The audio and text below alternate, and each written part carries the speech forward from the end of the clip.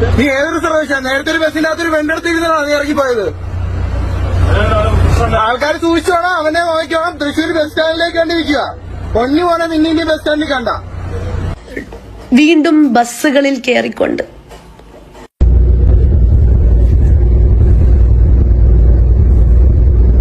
Bus കയറി കഷ്ടപ്പെട്ട് ജോലിക്ക് പോകാൻ നോക്കുന്ന ആ പാവം യുവാവിനെ ഞാൻ വീണ്ടും ഹണി ട്രാപ്പ് ചെയ്യാൻ നോക്കുവാണോ?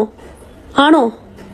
അല്ല, ഞാൻ അത് കഴിഞ്ഞിട്ട് ബസ്സിൽ കയറിയിട്ടില്ല. ഞാനൊരു ബസ് ട്രോമയാണ് എനിക്ക് വയ്യ. 2 വട്ടം ഇതേ കാര്യത്തിന് 2 പെമ്പിള്ളേര് പറഞ്ഞ് ഇത്രയും വൈറലായൊരു സീനുണ്ടാക്കി.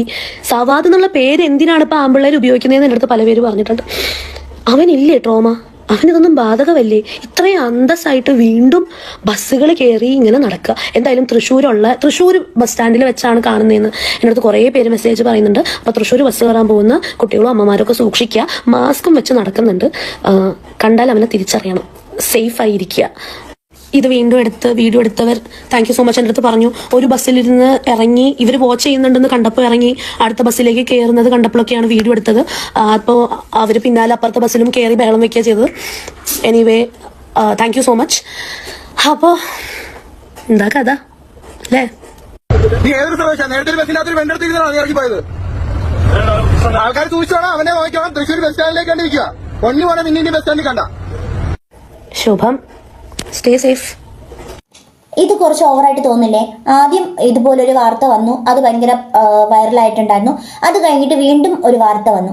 ഇതിപ്പം ആളുണ്ടാക്കിയതാണോ ആളെ കുരുക്കാൻ വേണ്ടിയിട്ട് ഉണ്ടാക്കുന്നതെന്ന് അറിയത്തില്ല. എന്തായാലും ഇപ്പൊ വീണ്ടും ബസ്സിൽ യാത്ര. അപ്പോൾ ആ ഒരു ബസ്സിൽ യാത്ര ചെയ്യരുത്, ആ ചുറ്റുപാട് പോലും ആ ഒരു ബസ് സ്റ്റാൻഡിൽ പോലും ആളെ കാണാൻ പാടില്ല എന്ന് പറഞ്ഞിട്ട് വിലക്കുന്നുണ്ട്. അതിന്റെ ആവശ്യം ആർക്കും ഇല്ല. ഈ ലോകത്ത് ജീവിക്കാനുള്ള സ്വാതന്ത്ര്യം എല്ലാവർക്കും ഉണ്ട്, അഭിപ്രായ സ്വാതന്ത്ര്യമുണ്ട്. അയാളുടെ മനസ്സിലുള്ളത് ആരും ഇതുവരെയ്ക്ക് കേട്ടില്ല. ഈ ലേഡീസ് പറയുന്നത് മാത്രമേ ഒരു ഭാഗത്ത് കേട്ടിട്ടുള്ളൂ. അയാൾക്ക് എന്താണ് പറയാനുള്ളത് പോലും ഒരാളും കേട്ടിട്ടില്ല. അയാൾക്ക് എവിടെയും ഇറങ്ങി നടക്കാനുള്ള ഒരു റൈറ്റ്സ് ഉണ്ട്, അത് ആദ്യം മനസ്സിലാക്കുക. പിന്നെ ആരുടെയെങ്കിലും ദേഹത്ത് കൈവച്ചാൽ അത് പരാതിപ്പെടാം. അല്ലാണ്ട് ചുമ്മാ അയാളുടെ പുറകെ വന്നിട്ട് ഇങ്ങനെ ഓരോന്ന് ഷൂട്ട് ചെയ്ത് മീഡിയക്കാരിങ്ങനെ ചെയ്ത് നല്ലതല്ല എന്ന് എനിക്ക് തോന്നുന്നത്. ഒരാളെ ബലിയാടാക്കിയിട്ടല്ല വൈറലാകാനുള്ളത്.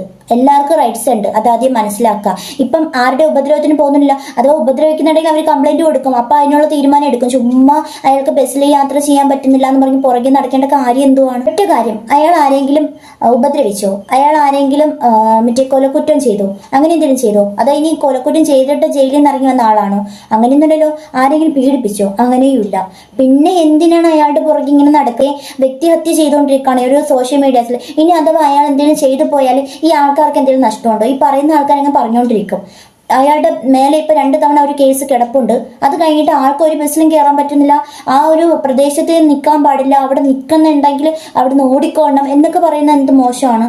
ഇപ്പൊ ഒരാളൊരു തെറ്റ് ചെയ്തു, അതിനുള്ള ശിക്ഷ അനുഭവിച്ചു. അത് കഴിഞ്ഞിട്ടും ആൾക്ക് പുറത്തിറങ്ങി നടക്കാൻ പറ്റുന്നില്ല എന്ന് പറഞ്ഞാൽ ഇത് എവിടത്തെ ഞാനാണ്? എവിടെ പോയാലും അയാൾ ബസ്സിൽ കയറിയാൽ ഉടനെ ക്യാമറ ഓണാക്കും. അയാൾക്ക് സ്വതന്ത്രം, അയാൾക്ക് ഈ ഒരു സമൂഹത്തിൽ ജീവിക്കാനുള്ള സ്വാതന്ത്ര്യം ഉണ്ട്, അതാദ്യം മനസ്സിലാക്കുക. ചുമ്മാ ഒരാളുടെ പുറകെ ഇങ്ങനെ ഒരു തെറ്റ് ചെയ്തു എന്ന് പറഞ്ഞിട്ടും വീണ്ടും ഇങ്ങനെ പോയിക്കൊണ്ടിരിക്കേണ്ട ആവശ്യം എന്താണ്? അതിന്റെ ആവശ്യമില്ലെന്ന് എനിക്ക്